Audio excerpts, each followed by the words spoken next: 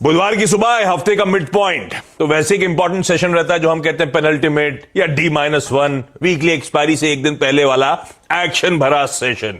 और आज वाकई इंपॉर्टेंट दिन होगा। आज बाजार खुलते ही जो इतने दिनों से हम चर्चा कर रहे थे, फेड चेयर जेरोमी पॉवेल साहब की जो स्पीच थी, जो कमेंट्री थी, उस पे यूएस ने तगड़ा रिएक्शन दिया और अब हमारे रिएक्शन देने की तैयारी। प्लस 10 बजे आरबीआई की क्रेडिट पॉलिसी अनवेल होती हुई नजर आएगी। और याद रखिए 2023 की पहली पॉलिसी, तो 2023 का एमपीसी का स्टैंड वो भी सामने आता हुआ नजर आएगा।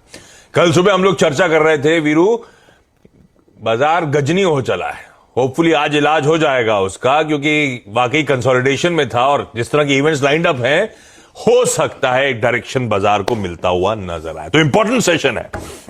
साथ ही ध्यान रखिएगा, कल निफ्टी के जो दोनों इंपॉर्टेंट नंबर्स आए थे, हीरो मोटोकॉर्प, भारतीय एयरटेल, जो मैं हेडलाइंस में मेंशन कर रहा था, उन पे रिएक्शन होना है। और वायदा बाजार की आज 7 कंपनी, 7 जिनके नंबर्स आने। तो अच्छा खासा इवेंट पैक्ड सेशन हमारे सामने रहेगा। क्विकली दिखा देता हूं ग्लोबल मूड। एसजीएक्स निफ्टी कह रहा है 50-60 पॉइंट की मजबूती के साथ भारतीय बाजार कामकाज की शुरुआत करेंगे। इंडिकेशंस हैं कि 1/3-1/4% की बढ़त देखने को मिलेगी। दरअसल यूएस में कल अच्छा मूड रहा। हम कल जब क्लोज हो रहे थे 3:30 बजे मंगलवार के दिन, यूएस फ्यूचर्स फ्लैट से 1/4-1/3% बढ़त पे कामकाज कर रहे थे। और एक्चुअल सेशन में यूएस में क्या हुआ वो स्क्रीन पर आ जाएगा। 3/4 से 2% का उछाल अक्रॉस बेंचमार्क्स। 2% कोई नैस्डैक बाउंस बैक करता हुआ नजर आया। तो जो डाइजेस्ट किया था उससे कहीं अच्छी तेजी, और आज सुबह के फ्यूचर्स स्लाइटली इन रेड हैं। कंसोलिडेशन टाइप है कल के अच्छे मूव्स के बाद।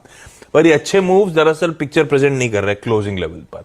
इंट्राडे चार्ट स्क्रीन पर रखिएगा और ये देखिए वॉलेटिलिटी। जो पहली तेजी आई आपको स्क्रीन पे नजर आएगी, वो इसीलिए आई थी जब जेरोमी पॉवेल साहब रीआइट्रेट उस बात को कर रहे थे जो वर्ड उन्होंने पॉलिसी के बाद जब प्रेस कॉन्फ्रेंस हुई थी तब यूज करा था, डिसइंफ्लेशन। वो कल के उस कमेंट में भी मेंशन करा कि डिसइंफ्लेशन का प्रोसेस शुरू हो गया है। वह वर्ड सुना नहीं बाजार ने।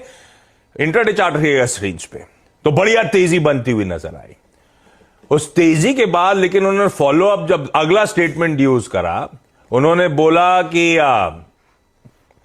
जो इकोनॉमिक डेटा पॉइंट्स हैं उस पे पैनी नजर रहने वाली है बाजार की, हमारी खास तौर पे जॉब्स रिपोर्ट और खास तौर पे इन्फ्लेशन के नंबर्स पे। तो जॉब्स रिपोर्ट तो बड़ी स्ट्रांग आ गई थी जनवरी की, तो इकोनॉमिक आंकड़े सभी जब वर्ड यूज करने शुरू करे तो करेक्ट हुआ और उसके बाद इवेंचुअली दरअसल तेजी तूल पकड़ती हुई नजर आई। तो एक समय ये डाउ 250 पॉइंट वो नीचे आ गया था।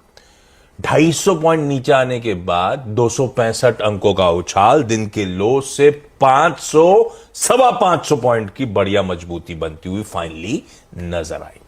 तो इस तरह की वॉलेटिलिटी क्रीप इन हुई। खैर, जब उन्होंने डिसइंफ्लेशन की बात करी थी, रिआइट्रेट करा था, तब उन्होंने कहा था ये प्रोसेस तो अभी शुरू ही हुआ है, लॉन्ग ड्रॉन बैटल है हमारा। और ये जो डिसइंफ्लेशन हम वर्ड यूज कर रहे हैं वो स्पेसिफिकली सिर्फ अभी हमने अर्ली साइंस देखे हैं गुड्स सेक्टर में, और ये गुड्स सेक्टर जो है पूरी अर्थव्यवस्था का केवल 1/4% है।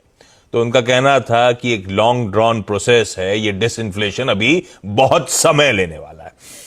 जब उन्होंने कॉशन की बात करी थी कि stronger than expected economic data आया, तब वो जो बाजार में करेक्शन आया, तब वो बेसिकली यही बात हाईलाइट कर रहे थे कि ये जो लेबर मार्केट्स की रिपोर्ट्स आ रही हैं, इस तरह के स्ट्रांग आंकड़े आ रहे हैं, तो बाजार जो पेंसिल इन करके चल रहा है, प्राइस इन करके चल रहा है, या हम भी जो फैक्टर इन करके चल रहे हैं, डेटा डिपेंडेंट रहेंगे और हो सकता है फिर ज्यादा लंबा समय लगे, ब्याज दरें एलिवेटेड रहेंगी।